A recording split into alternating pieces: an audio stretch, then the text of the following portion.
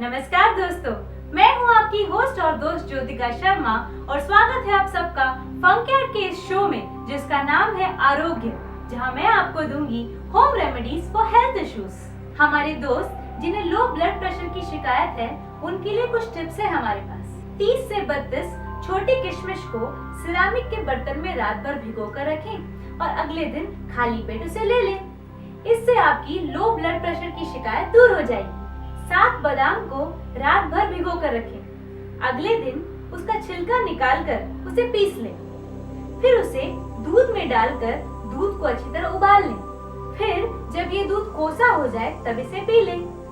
10 से 15 तुलसी के पत्तों को क्रश करके 4 चम्मच शहद में मिलाकर डेली खाने से भी ब्लड सर्कुलेशन कंट्रोल में रहता है। तो दोस्तों, उम्मीद करती हूँ आपको मेरा वीडियो पसंद आया होगा और अगर मेरा वीडियो पसंद आया है तो इसे अपने दोस्तों में शेयर करना मत भूलिए और हाँ, मेरा चैनल सब्सक्राइब करना बिल्कुल मत भूलिए। मेरे अगले वीडियो का वेट कीजिए। तब तक stay happy, stay blessed, stay beautiful.